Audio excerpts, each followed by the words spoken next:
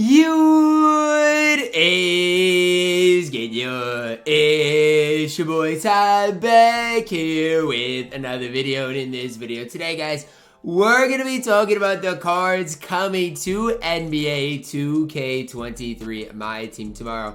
Obviously, some of your dark matters, galaxy opals, and pink diamonds right here, as well as the invincible Tracy McGrady that did get leaked already in my team. Now, supposedly this kind of low-key got leaked like this morning, but nobody really saw it, I guess. Maybe people saw it. I mean, I don't know. I didn't see it. I don't think many people saw it until right now.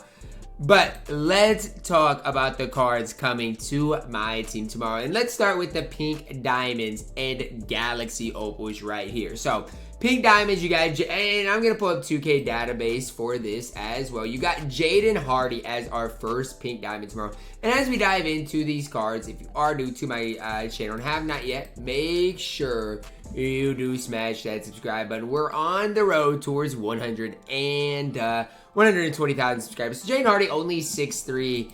I mean, the Anthony Simons base isn't it. If they want this card to be good, they're going to have to boost something. Whether that's his release timing, whether it's his height.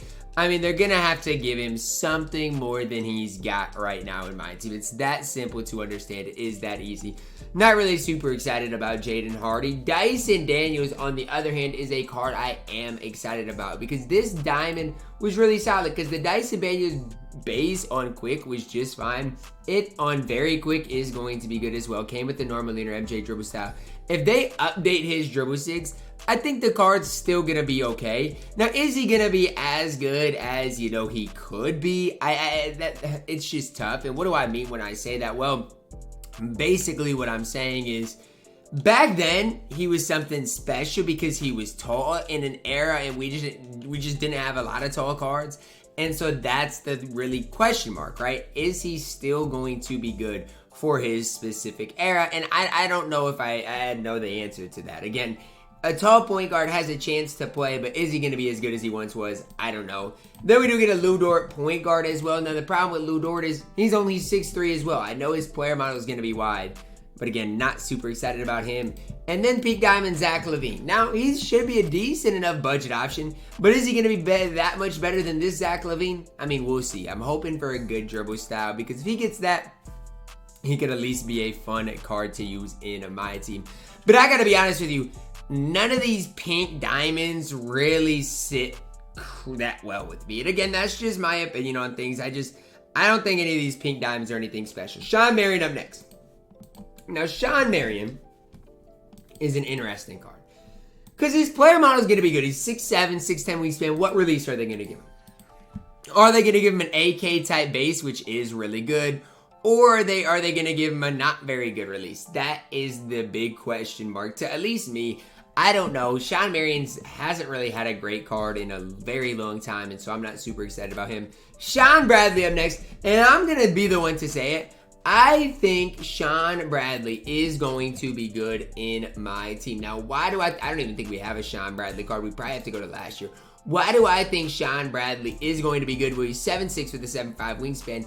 And he is a galaxy opal. If you look at some of the tallest bigs in my team recently, they've all been pink diamonds, right? They really all have been. Like, let's talk about it. When is the next galaxy opal? Yeah, it was galaxy opal. He was good. We just haven't really seen a really good big guy in my team. I don't expect Shawn Bradley to be as good as Galaxy Opal Yao, but I expect him to be like just as good as Pink Diamond Mark Eaton, basically, and maybe just that little bit taller. So I actually have decent hopes for Shawn Bradley, even if we see a card like we did last year in that takeoff set on May 10th. I would be fine with this type of card. Basically, a taco that can't shoot, I'd be fine with it for budget guys out there, and I think that's probably what we're going to see. Cedric Maxwell in my team for the first time basically all year long. This is the last Cedric Maxwell we saw. I wouldn't be surprised to see him get the same stats badges, at least close to that. Now, again, what is his release going to be like? I don't know. I mean, your guess is as good as mine. I'm guessing they're going to give him a good release, but what does that mean? That's the big question mark that I don't know the answer to. It's interesting how we're getting Cedric Maxwell and Chris Mullin on the same day, considering both of those cards were the lock-in rewards for the 75th anniversary. Now, again, Both should be good. Both should be playable in my team. But I'm low-key expecting to be let down. I mean, Cedric already can't play the shooting guard position, so he loses some value there. Again, these budget cards to me aren't really much. And then we get Harold Miner, who I don't know if we've ever seen in my team. He's 6'5" at the point guard position. Could be solid again.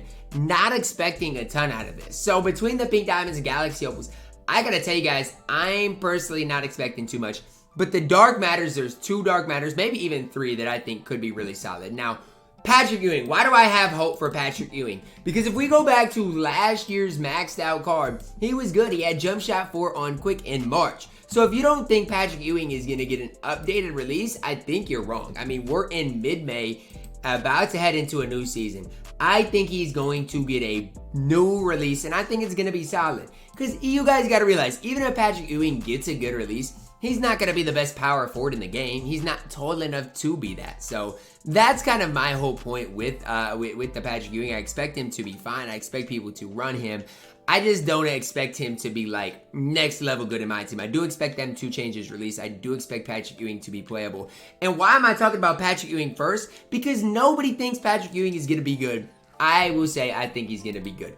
The Dark Matter pull that I think is going to be the most common is this one right here in Jalen Green. Now, I know he's 6'6", but I don't think Jalen Green's player model or player build is very good in my team. Now, am I biased against Jalen Green? Maybe, I guess. But that's just my opinion on him right now as it stands. I've used the card a couple of times, and I just haven't had a ton of success with him. Again, maybe I'm too low on the card. Maybe I should be higher on him.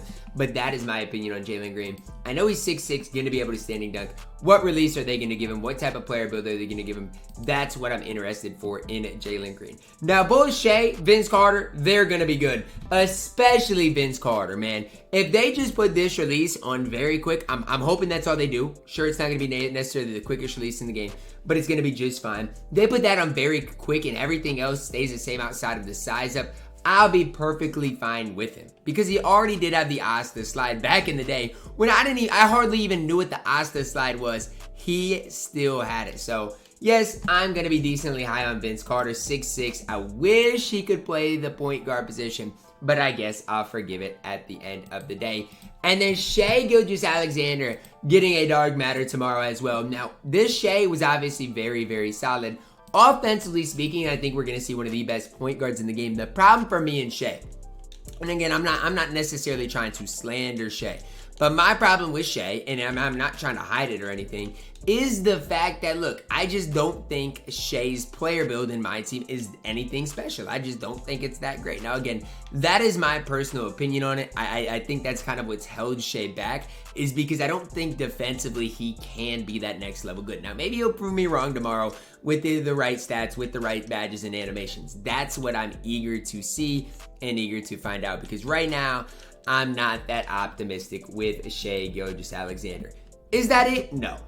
We've got Invincible Tracy McGrady coming to my team tomorrow. Now think about it like this.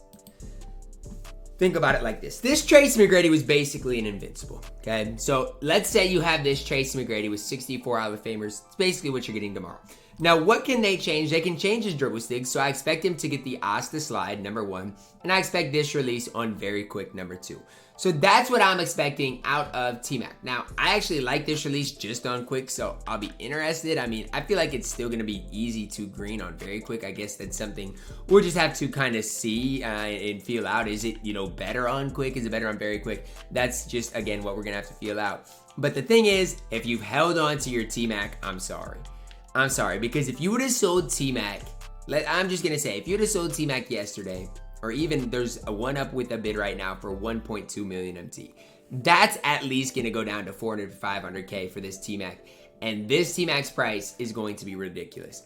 You think Manute, obviously Manute's going to be more expensive, but if you think like Yao is expensive, if you think like any of those cards are expensive, you're going to be stunned tomorrow when this T-Mac goes. I'm telling you, he is going to go for an absolutely ridiculous price and might, break the auction house. And just know T-Mac is going to be super rare. What I hope they do is they give, I know they won't, but I hope they give odds for a Dark Matter and then separate odds for an Invincible is what I'm hoping for. So let's say Dark Matters, I mean, none of these Dark Matters are anything crazy. Let's say 5%. and then they'll probably give less than 2% chance for an invincible. That's what I'm hoping for. But sadly, I'm not that optimistic. As far as the content drop, yes, T-Mac's incredible. These Dark Matters are solid. Shawn Bradley, Cedi, and Chris Mullin are the highlighters with these budget players. I'm not super excited though. It's definitely a top-heavy drop. I'll see you guys tomorrow because I need to see these stats, badges, and animations. That's going to wrap it up for our video today, guys. Drop a like on it. Subscribe if you are new, and as always, man, I love you guys. Have a blessed day.